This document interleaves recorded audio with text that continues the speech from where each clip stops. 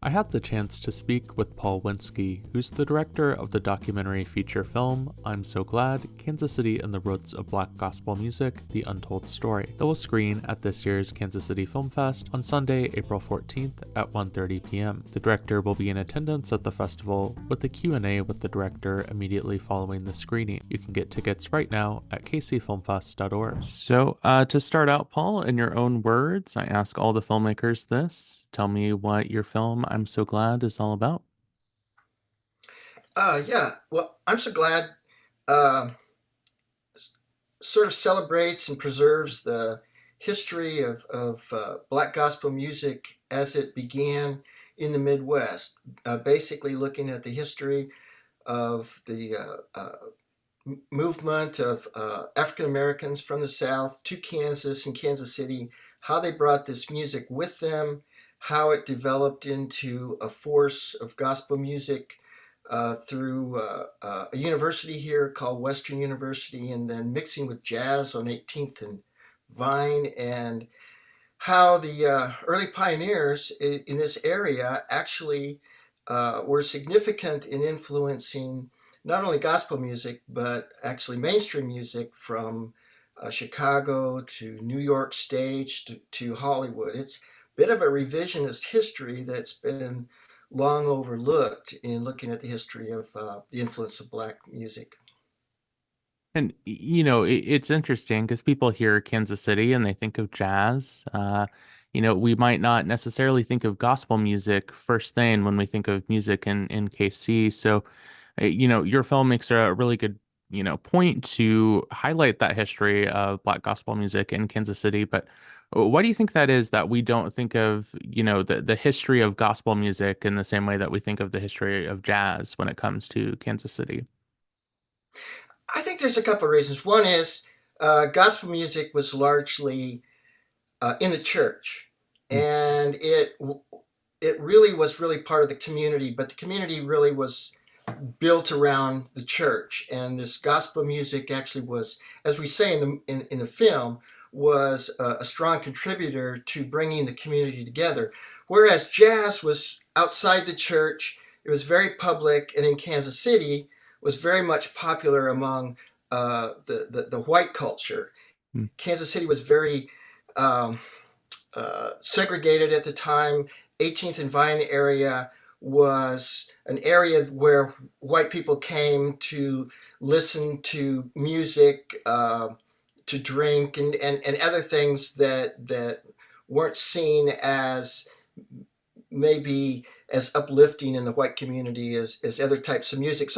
So jazz sort of became really popular not only among Black people but white people, and it was one of the first commercially popular music genres to be recorded. So it sort of got this, uh, uh, I don't know, a head start on many other genres of music. Although uh, many of the, as we point out in the film, many of these jazz performers got a lot of their training in the church. mm. Yeah. And so has that overlap there. Lots of interesting things to learn in this documentary. You interviewed over 100 people in this film, including academics and musicians and pastors and historians. Um, uh, I just want to know what were some of your favorite experiences in this process and getting to speak to so many people and learn from so many people in the gospel community? Yeah, I mean, it was a totally learning experience for us. I mean, I'm white, obviously, and we're musicians. My wife and I are musicians, and through some friends of hers, we got invited to sing gospel music, our kind of southern white gospel music, in some of the urban Black churches of Kansas City, where this music is still popular, and still going, and it's still wonderful. And so we were exposed to it that way, and we thought, this is incredible. So I think that was one of the first exciting experiences that we had, is where did this music come from? Who Mm, are these people? How come nobody else knows about this music? And these people are older and they're passing, and some of these groups are passing this music on to their children and others. And we're up there, I'm playing my banjo, and Nancy's playing her mandolin, and we're playing our 3-chord songs, and they're playing this jazzy, bluesy church music that just blew us away. And that was a great experience. Another great experience, though, was when we started. There's a great archive in Kansas City, the Mars Sound Studios at the University of Missouri, Kansas City. And the curator of it, Chuck Haddix, he has written books on jazz, and he knows the history of jazz in Kansas City all the way back to its beginnings. And when we went and talked to him, we said, "Where is this music? Where did it come from? It seems like it." He says it's the same forces that form jazz. It comes out of the same place. In fact, gospel in Kansas City was being heard in as early as 1915, whereas jazz was coming into its fruition in Kansas City in about 1917. So that got us really excited too. And then he turned us on to some of the records that were made in Kansas City back in the 1920s by an entrepreneurial uh, black record producer here. He actually produced some of the first jazz records, but he also turned to gospel, and he had some gospel records. And we heard those, and it sounded just like jazz. It was barrel house piano, and we didn't know how significant that was. And we took it to a musicologist in New York, Anthony Healbut, and he wrote probably the quintessential Bible of gospel music, the gospel sound, more than 50 years ago.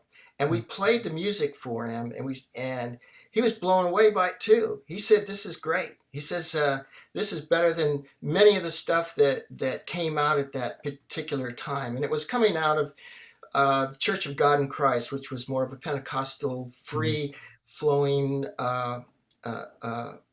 church. And he played it for some of his friends in New York, other musicologists, and they said, "This is great stuff." And it was and he let us record him, and he says that Kansas City was on the ground floor of gospel music. Well, nobody had ever said that before. So I think that was the moment that we said, "Hey, I think we got something here." Gospel music didn't just start in Chicago.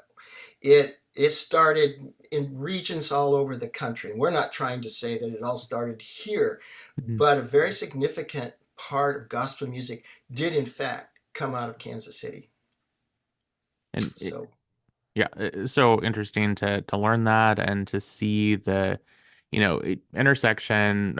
I've also really liked jazz music, and so to see how those things kind of mingle together and intermix, it is very fascinating. So, um, when the credits roll for this documentary and people have seen, the documentary in its entirety, what would you hope would be the biggest takeaway that people have after watching I'm So Glad?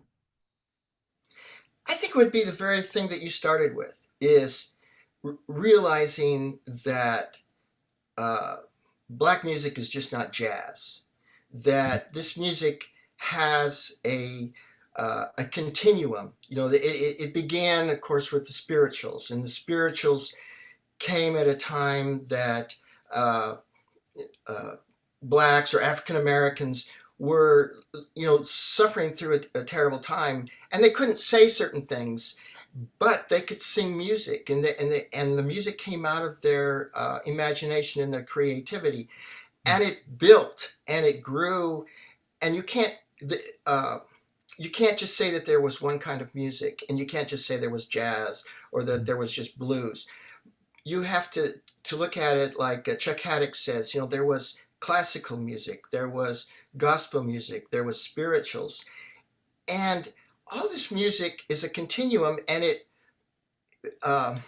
there's a relationship with all this music. And when people try to pigeonhole it, it becomes a little bit racist. It's white people trying to say, well, this music is gospel, or this music is jazz, or this music is rhythm and blues, or this music is blues. but all of this music relates. It has a beat to it, it has a certain rhythm to it, and a lot of that came out of Kansas City. But it's music, of course, that then built into rock and roll and so much else. I want them to see that there's a history here that they didn't know about. And it's a history that's related to music and how this music was introduced and how it influenced, how it shaped, and how it changed the larger musical culture in this country. If they can start to see that, I think that they will really look at our the totality of our culture a little bit differently, a little bit more inclusively. And, that certainly comes across in this documentary. So, for anyone watching, definitely encourage you to get out and see I'm So Glad. It really feels like a documentary that I feel like a lot can bring the community together, bring people in Kansas City that have either been, had their own experiences with Black gospel music or want to learn more about Kansas City's history with Black gospel music. So, uh, thanks again for speaking with me, and we are majorly looking forward to screening your documentary at KC Film Fest. Thank you so very much, Matt. You are definitely welcome.